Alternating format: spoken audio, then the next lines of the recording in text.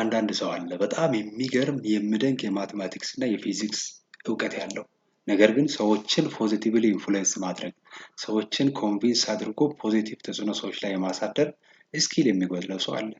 አንቱ የተባለ ጠበቃ በጣም የተከበረ ምስጉን ሎየር ሆኖ ነገር ግን የጻፈውን የህግ መጽሐፍ አሳምኖ የመሸጥ የሴልስ እና የማርኬቲንግ እውቀት የሚጎድለው ሰው አለ። እነዚህ የሚነግርህ ሶስት ስኪሎች ከዚህ ቀጥሎ የሚነግርህ ሶስት ስኪሎች በዚህ በ21ኛው መቶ ክፍለ ዘመን ለስኬት ፋውንዴሽን የሚሆኑ በየትኛውም ዘርፍ ብትሆን ለስኬት መሰረታዊ የሚባሉትን ናቸው።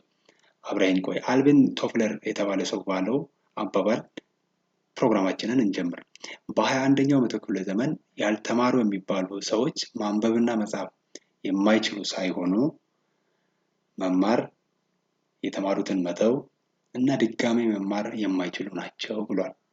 ለርን አልነርን እና አሪላርን እነዚህን ሶስት ስኪሎች መሰረታዊ ስኪሎችን ቀጥለን እየዘረዘርን እንመልከት። የመጀመሪያው ስኪል ላይፍ ኤንድ ካሪየር ስኪልስ ይባላል። ይሄ በውስጡ ምንን ይይዛል? ፍሌክሲቢሊቲ፣ አዳፕታቢሊቲ እና ዳይቨርሲቲን ማኔጅ ማድረግን ይይዛል ማለት ነው። የትኛውም መስሪያ ቤት ብትሰራ በግልም ይሁን በመንግስት ወይም በራስ ብትሰራ ማለት ነው አዳዲስ ከሚመጡ ነገሮች ጋር ራስን ቶሎ ማላመድን ያጠቃልላል ማለት ነው። ይሄ ላይፍ ኤንድ ካሪየር ስኪልስ ማለት ነው። በድርጅቱ ከዚህ ቀደም ከሚታወቁ ለየት ያለ ሲስተም ሲመጣ ወይም ድርጅቱ ያንን ሲገነባ በድሮ ሲስተም ስታክ ማድረግ ሳይሆን ቶሎ ብለ ከአዲስ ከሚመጣው ሲስተም ጋር አዳፕት ራስን ማድረግ በቢዝነሱ ወይም በስራው ዓለም ውስጥ ለመቆየት ብቻ ሳይሆን የአዳፕታቢሊቲ እና ፍሌክሲቢሊቲ ስኪል የሚያስፈልግ የድርጅቱን ፕሮዳክቲቪቲ እና ፕሮፊት ትርፋማነት እና ውጤታማነት ለማረጋገጥም ይረዳሃል ማለት ቶሎ ከሚለወጡ ነገሮች ጋር ፍሌክሲብል ሆነ አዳፕት ማድረግ አዲሱን ነገር ማለት ነው።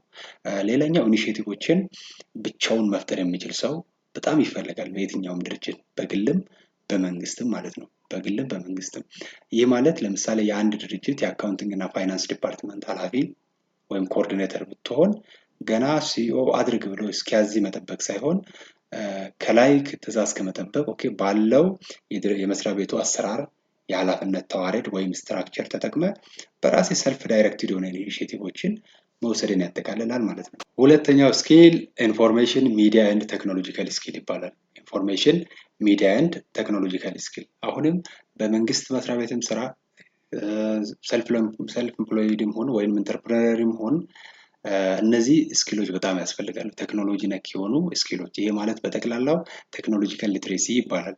በአንድ መስሪያ ቤት የሚሰሩ የተለያየ ዲፓርትመንት ሰራተኞች የሆነ ቃል ቴክኒካል የሆነ ቃል ሲወራ ቶሎ ሊግባቡ ይገባል።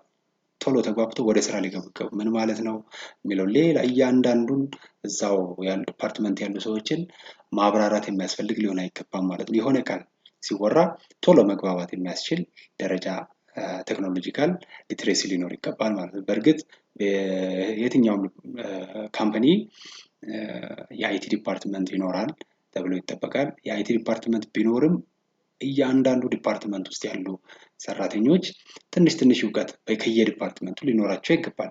ኤችአር ውስጥ የሚሰራው አይቲ ዲፓርትመንት የሚሰራውን ሊያውቅ ይገባል። አይቲ ዲፓርትመንት ውስጥ ያለው አካውንቲንግ እና ፋይናንስ አካባቢ እዛው ዲፓርትመንት ውስጥ ያሉ እዛው ካምፓኒ ውስጥ ያሉ ሰዎች የሚሰሩትን ሊያውቅ ይገባል። ምክንያቱም ለጋራ ዓላማ እነዚህ ሁሉ ዲፓርትመንቶች የስራ ክፍሎች ተባብረው ስለሆነ የድርጅቱን ዓላማ ማሳካት የሚቻለው ማለት ነው።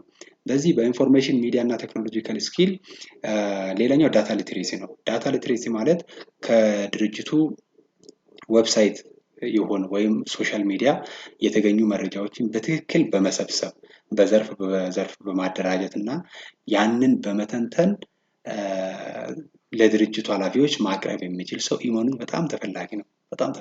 ዳታ ሊትሬሲ ስኪል ማለት ነው።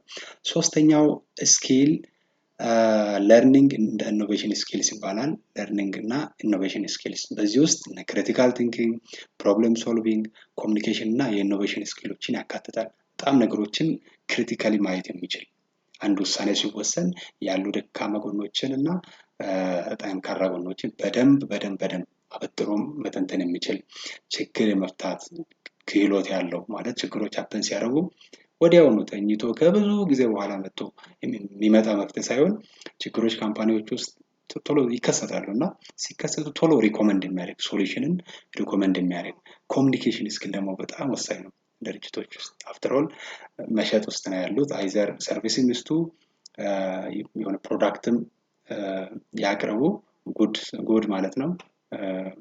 ያንን ለሰዎች ለመሸጥ አገልግሎት ለመስጠት የግድ የተግባቦት ክህሎት ያስፈልጋል እና ያንን ፕሮብለም ሶልቪንግ፣ ክሪቲካል ቲንኪንግ እና የኮሚኒኬሽን ስኪል በጣም ወሳኝ ነው ማለት ነው። የምሰራበት መስሪያ ቤት በየ3 ወሩ 6 ወሩ የሚያጋጥሙ ችግሮች መተንበይ፣ ቀጣይ 6 ወር ይህን መስሪያ ቤት እንዲህ አይነት ችግር ሊያጋጥመው ይችላል ትተነበያለህ። ከዛ ትለየዋለህ ያንን። ከዛ ምንድን ታደርጋለህ? የመፍትሄ ሀሳብ ታመነጫለህ ማለት ነው። አይበለውና ለምሳሌ ማኒፋክቸሪንግ ኢንዱስትሪ ውስጥ ያለ ድርጅት ቢሆን የምሰራበት መስሪያ ቤት ያመረተውን ፕሮዳክት 20% ብቻ ቢሸጥ ቶሎ መፍትሄው ምንድን ነው የሚለው እንግዲህ ከአንተ ነው የሚጠበቀው ማለት። ቶሎ ጥናት አድርጎ ሪኮመንድ የሚያደርግ ሰራተኛ በጣም በጣም በጣም ይፈለጋል ማለት። እነዚህ 3 ስኪሎች ሲንቅ ይሆነዋል በህይወት የምታደርገው ረዥሙ የስራ ጉዞ። ምክንያቱም ብዙ እድሜያችንን የምንጨርሰው በስራ ነው፣ ቢሮ በመሄድ በመምጣት ነው፣ በግልም ይሁን በመንግስት ማለት ነው።